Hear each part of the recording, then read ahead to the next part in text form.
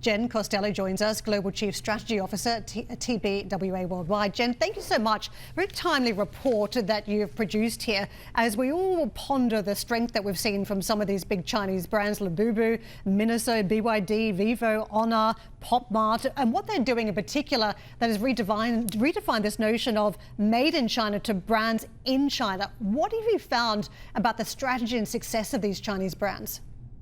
Yeah. So yes, we are launching a report today called the LABUBU Letters. It is a disruption brief on ascending Chinese global brands. And what we are basically looking at is just what you just said. It is a wave of new brands that have redefined global growth strategies across many categories and verticals. While it draws from a lot of these rising Chinese brands that you just mentioned, the insights are super relevant globally. We are finding a lot of different things. They are absolutely overturning some of the Western global marketing playbooks. They're moving much faster at speed. And I think that big shift that you just mentioned, moving from the 2000s when it was all about manufacturing products for others or selling low cost goods to moving to then products made in China to now brands that are being exported from China. We are seeing these brands building powerful emotional connections, real cultural fluency, and they are being supported by increasingly breakthrough products. Jen, for me, it's such a timely report because yesterday we were talking about Puma and the moves afoot from the Chinese player Anta to take it over. And it just begged the question, what can a Chinese company do with a legacy brand that the Europeans couldn't do? What do you think when it comes to the amount of spend? Because it seems like if I look at the strategy that the Chinese buyers are not afraid to spend money on building brand presence, whereas others might be more cash constrained and not willing to invest as much. Is that one of the takeaways? A little bit. I mean, I think what is really interesting here is the way that Chinese brands, the ones that we've been talking about, are approaching brand building in a way that does feel very different from the way that Western brands have. Yes, we are seeing spend. Yes, we are seeing marketing ad dollars, but they're also deploying a number of different strategies. They are actually making community and co-creation more of a central and fundamental to their approach. If you look at PopMart, which the report is named after, not just because it's about the ugly, cute character, the LABUBU, but what the LABUBU represents, which is this sort of redefinition of strategy.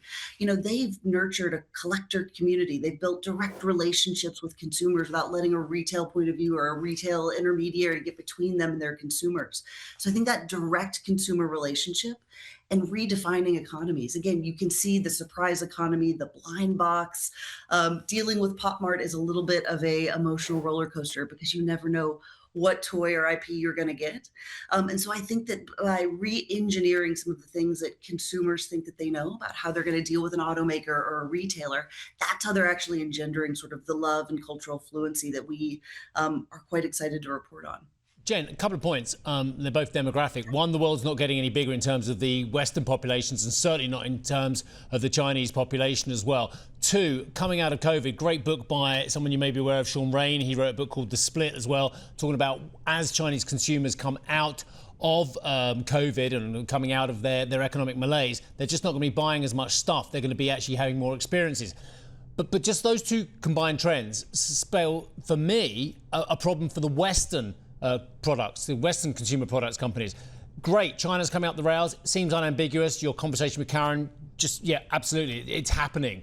It's a zero-sum gain here, isn't it? Aren't the Western brands going to be really struggling because of this? Look, I think brands are always going to be duking it out in the global marketplace. We are more connected. We have more ability to find out whether something is being, built in China or built in Detroit. It will always be now available and knowledgeable.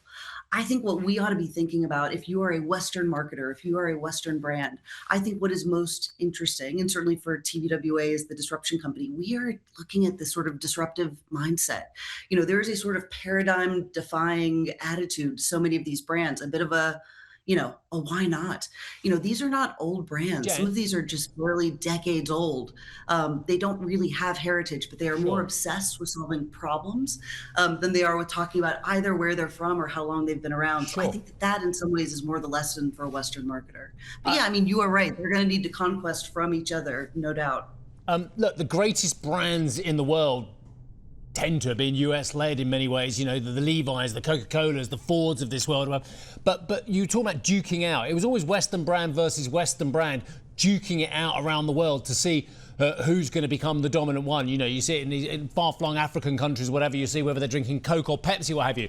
I think from what you're saying is now we're going to be duking it out with these brand new brands. As you say, some of them are less than 10 years old. I think that is a terrifying prospect for the historic Western companies who are now having all these new companies coming up that have no heritage, and the consumer doesn't care. Steel, a lot of sharpened steel here. I mean, look, if we always try to keep the landscape tight and closed, it will stay that way.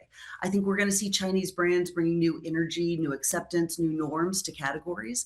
And then maybe Western brands will do what they have always done, which is innovate across the top of it. I think it could be terrifying. Or, you know, if you channel a bit of a convention-defying, disruptive mindset, the idea of it being maybe more exciting and an unprecedented shakeup. And then how can you use that to your advantage?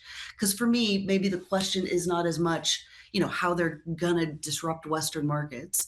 Maybe it is whether Western companies and also investors are going to be able to move fast enough to keep up with them and to compete with them. And certainly for someone in a business like mine, I think that's a fascinating proposition. Jen, I've still got lingering questions around how the Chinese have executed so well in the smartphone market and the auto market. And we're gearing up for our next big event, which is Mobile World Congress, as we talk about the strength of some of the Chinese smartphones. Has it purely been rewiring the Chinese consumer to love technology, to get them away from these big luxury brands in Europe? You know, all those German autos they bought for years at very high prices. Was it just rewiring to some sort of technology story? Yeah, well, I think smartphone, I love the smartphone example of this. And as you said, the mobile events coming up. I mean, if you look at the way that Vivo and Honor, the two smartphone brands we study in the report, show up in China versus how they show up abroad, very different. You know, they really do a feature saturation story at home in China, the ability to do so many features, all the things. As they have traveled around the world, they've really gotten obsessed with sort of a singular feature obsession. So rather than sort of sampling from the buffet, you see them really focusing in their marketing and their advertising and their perspective to consumers. So this idea that you might get real excellence has become a sort of a door into Chinese brands that maybe I think a lot of Western or non-Chinese consumers didn't expect. And it's a almost counterintuitive strategy. Instead of telling them everything their product and their service can do, focusing on fundamental innovation. So for example, night photography being one example that we studied quite seriously. And it's really, really working for them, that clarity of focus. Jen, one area that we've seen China unable to crack has been luxury. And we've just had earnings out from LVMH suggesting that, look, the Chinese customer is picking up slightly. There's been some improvement that we've seen on the ground the last couple of quarters. Why is it still impossible for the Chinese to really go after that high-end luxury market that seems to be sewn up by the likes of LVMH, Kering, Richemont? Yeah, I mean, luxury is an interesting one, isn't it? Because in some ways it is about the Provence, the heritage, some of these long-standing luxury norms. I would watch this space. You know, I think that we are seeing different fashion houses, and I think, again, the redefinition of luxury. So I think those are very much classic luxury houses. I think we're going to start to see maybe new definitions of luxury. I think, you know, we talked about auto earlier. BYD being an amazing example, the automaker of that. I think they're really focusing on EV as a luxury proposition. Now, will they dethrone and unseat some of the German makers? Who knows? But I think it is a really powerful contender. And again, they're talking about the total experience of that car rather than some of the fundamental features or the charging capability or the range.